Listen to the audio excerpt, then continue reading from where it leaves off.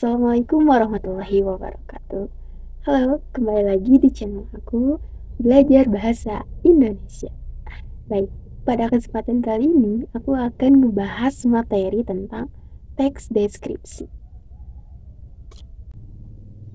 Oke, sebelumnya pasti udah pada tahu apa sih itu teks deskripsi.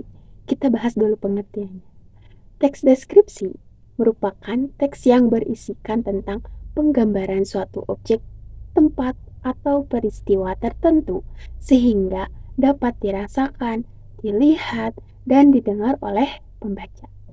Teks deskripsi seringkali disebut dengan teks tanggapan deskripsi. Nah, di sini teks deskripsi berarti sebuah teks yang menggambarkan suatu keadaan atau peristiwa atau hal-hal lain yang membuat pembaca itu merasakan apa yang ada di dalam cerita tersebut. Selanjutnya, ada struktur yang terdapat dalam teks deskripsi. Ada 4 struktur yang terdapat dalam teks deskripsi. Yang pertama ada judul. Judul itu menggambarkan isi dari teks deskripsi. Yang kedua, ada deskripsi umum.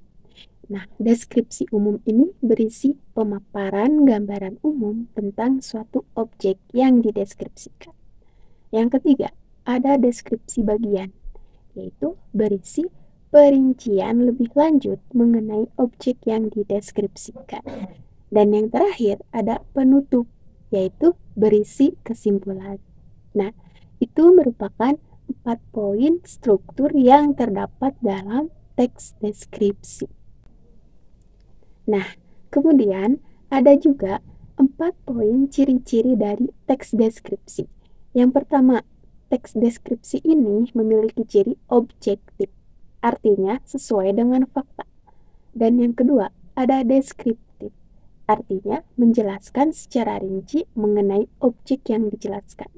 Kemudian, yang ketiga, ada logis dan teratur, artinya disusun secara logis dan teratur. Dan yang terakhir, menggunakan kalimat lengkap. Nah, itu merupakan ciri-ciri dari teks deskripsi. Nah, kemudian ada 5 langkah untuk membuat teks deskripsi. Nah, 5 langkah ini perlu diperhatikan ketika kita ingin membuat sebuah teks deskripsi. Yang pertama, kita harus menentukan objek terlebih dahulu.